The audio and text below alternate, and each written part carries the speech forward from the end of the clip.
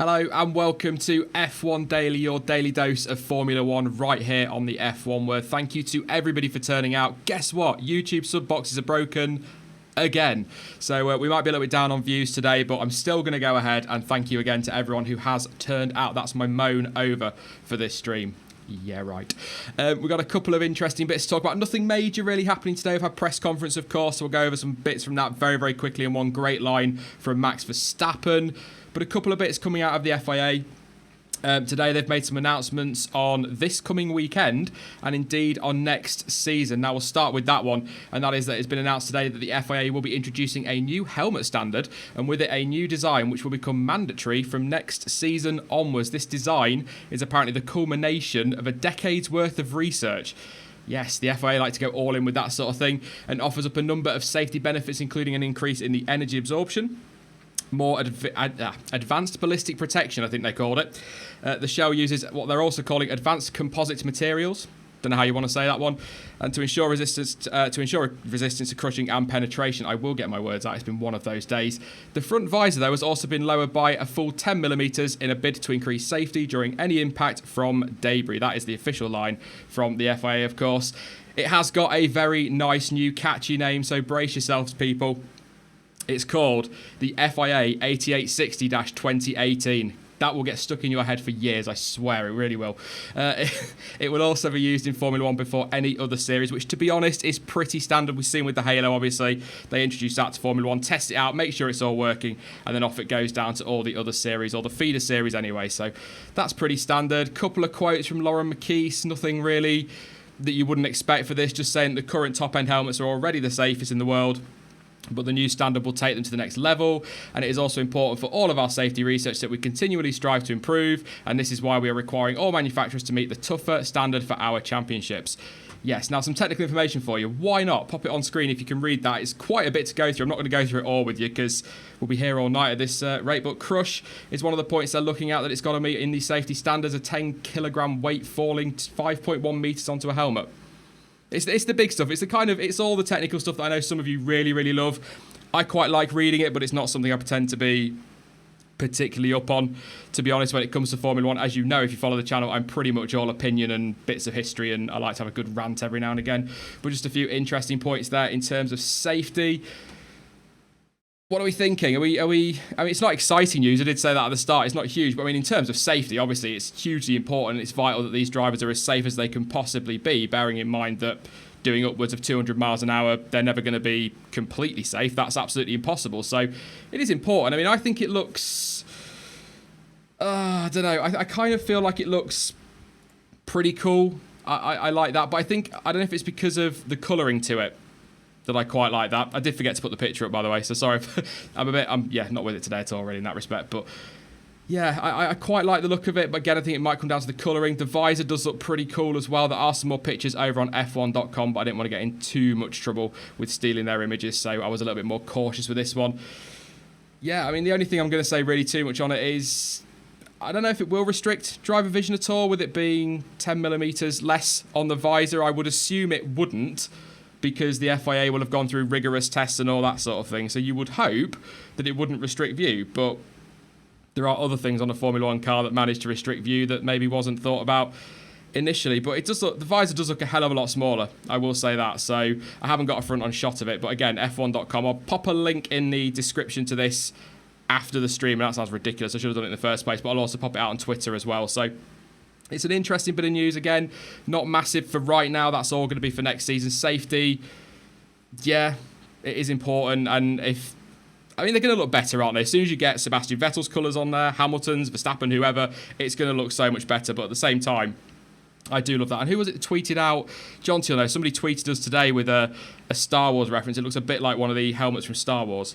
So there you go. If you like your Star Wars, you're a bit of a film buff or a bit of a Star Wars geek like that, and you'll probably like that one. But it's all right. It's a helmet at the end of the day, and as long as they're protected, that's all that matters. So there you go. If it saves lives, it's a good thing, says Justin. Absolutely 100%. British has said the same. If it does its job, that's fine with me.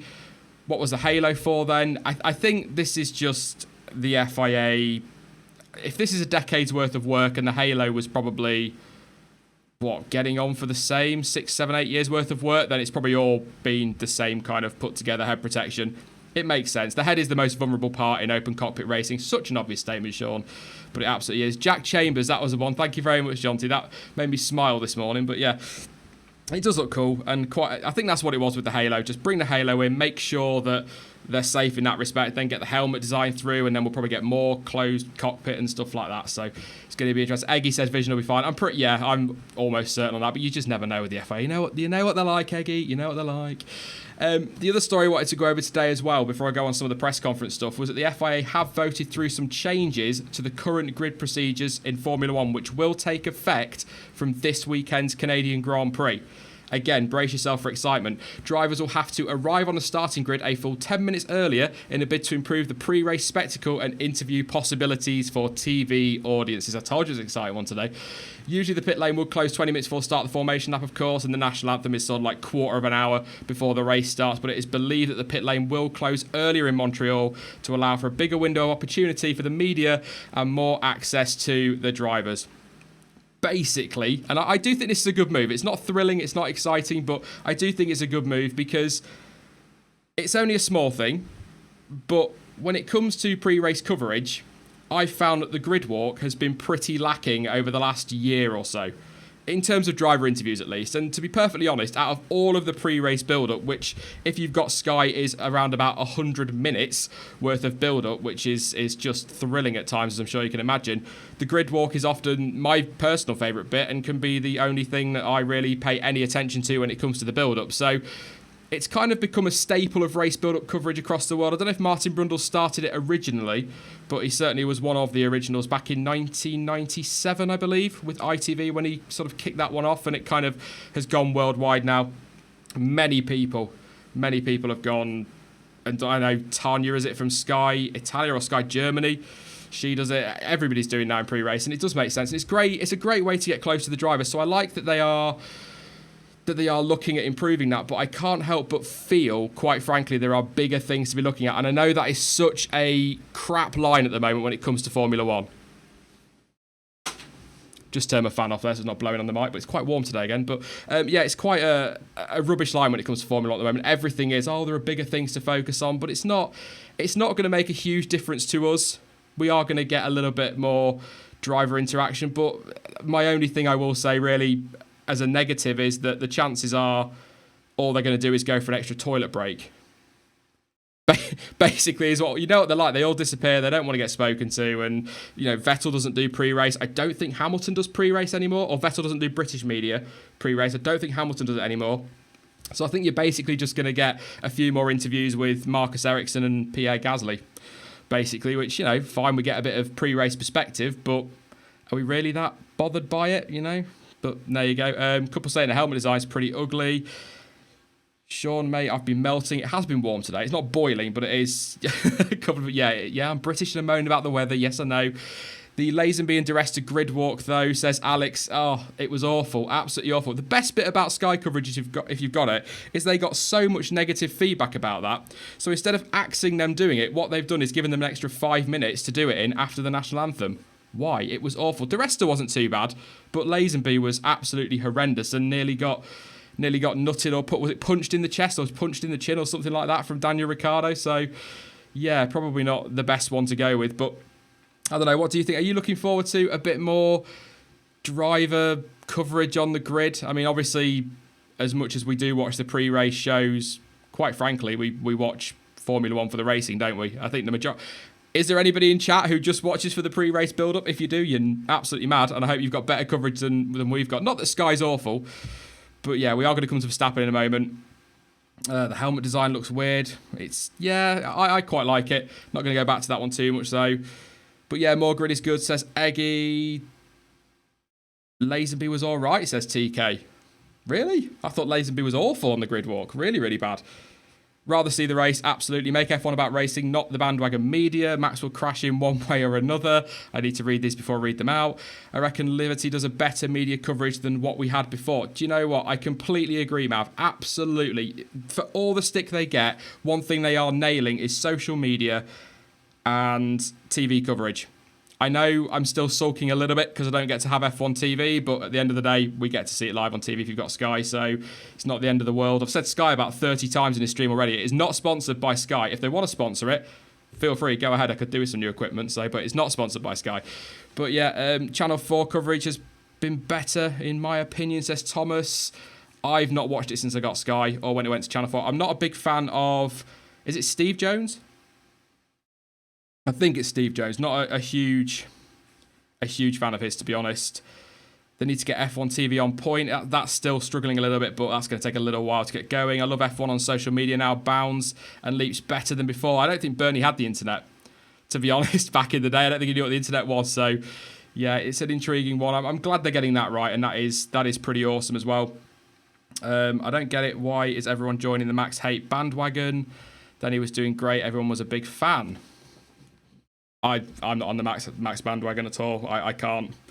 I won't do that. If somebody is crap and deserves being told they're crap, then they will get told that, and I will have my opinion on that, but I won't slam somebody just for the sake of slamming them. So Will Buxton's grid walk is way better than Martin's. I think as fans, we should all be getting together and making all these petitions going around at the minute. Scrap them. Let's get a petition out there. Will Buxton and Martin Brundle commentating on Channel 4, free coverage permanently. There you go. That's one. Anybody against that, fine. But I think that'd be absolutely brilliant. I've got a third story. I don't know if I might just jump to press conference first to see what time we've got left. Interesting line today from Max Verstappen. Yes, he said he gets really tired of all the comments that he should change his approach. He said, I will never do that because it has brought me to where I am right now. Everybody who has those comments, I don't listen and do my own thing. I get really tired of all the questions. He was then asked by a journalist, I suppose you call them, from the Daily Slip Mail, why do you have so many accidents? To which he responded, I don't know. Like I said at the start of the press conference, I get really tired of the questions. I think if I get a few more, I will headbutt somebody. He's had a lot of hate lately, as somebody's just said in the comment section, but I have to say, that's what we want to hear. We tell these journalists to get lost. What a crap question. If he knew that, he wouldn't be doing it, would he? It's overdriving. We know what it is, but there you go. But I thought that was absolutely brilliant. And interesting one as well from Stoffel Van Dorn. He was asked about his season so far versus Fernando Alonso. The reason I bring this up is I did a video a few weeks ago on him, so kind of like to keep an eye on this one. But the question put to him was, the statistics say Alonso has got the better of you in qualifying and the races. Do you feel that tells a true story of your performance? To which he replied, I don't think that tells the whole story. The statistics might say that, but actually we are very, very closely matched. The stats are very much against Van Dorn. He's one of those drivers, there's a couple on the grid at the moment where the stats do not tell the full story.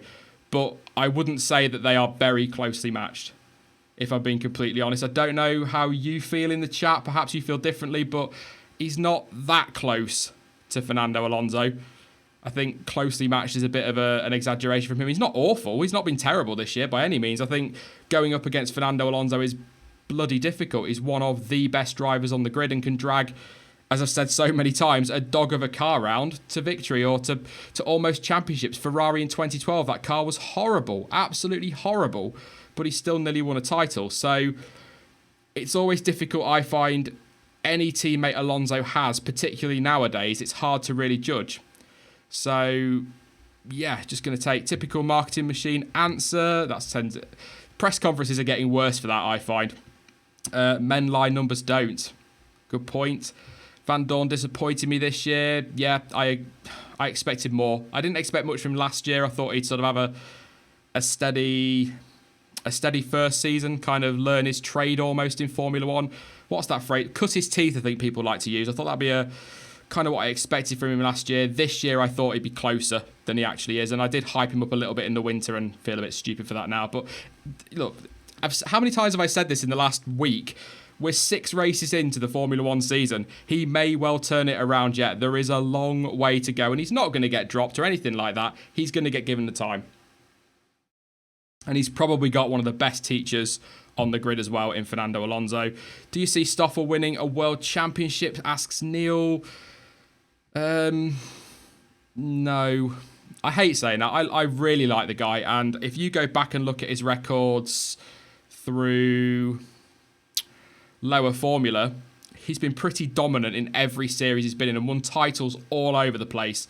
But I don't think he's going to be a future world champion. Top end midfield, I can see him being one of those, kind of like sounds awful, but a Sergio Perez maybe, or a Nico Hulkenberg, who kind of ends up in that midfield. But, you know, there are worse places to do. There's worse places to be than the F1 midfield. Some great racing goes in there. But at the end of the day, we don't know. And as Jacob's asking the same question, can Van Dorn win a title? He can, but I just don't think he will. So, yeah, and the way Formula One is at the moment, we'll see from 2021, it might completely level the grid out. I highly doubt it, but if it does, then multiple drivers are going to get a shot at wins and world titles, so you never know. But unless you are in a Mercedes, a Ferrari or a Red Bull, chances are you're probably not going to challenge for a title for a long time. Maybe Renault 2021 if they can get that right, but it is a big ask. Couple of other stories I did want to talk about, or one of them really, was Lewis Hamilton. I'm going to go into this in a little bit more detail in tomorrow lunchtime's news roundup because I've got all that ready to go. But essentially, he feels that they're going to be on the back foot this weekend, Mercedes,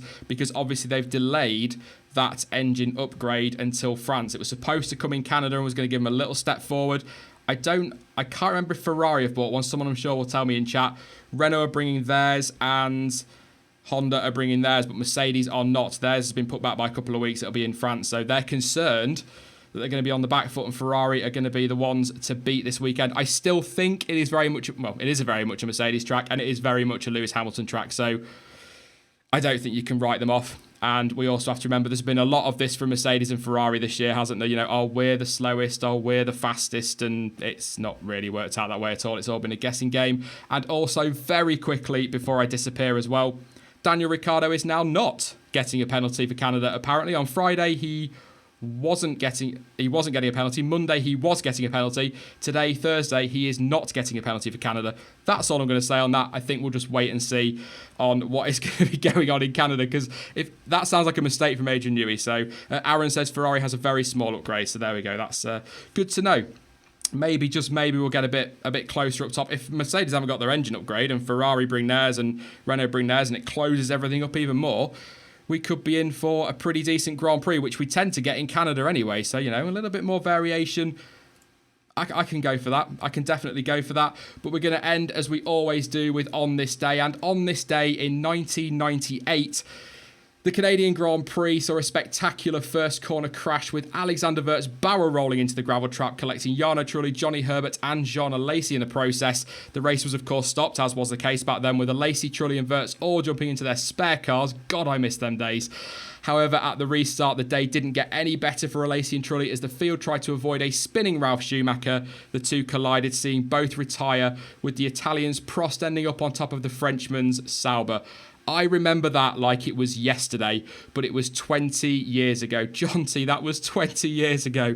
Mate, that's depressing, but yes, 20 years. That's ridiculous.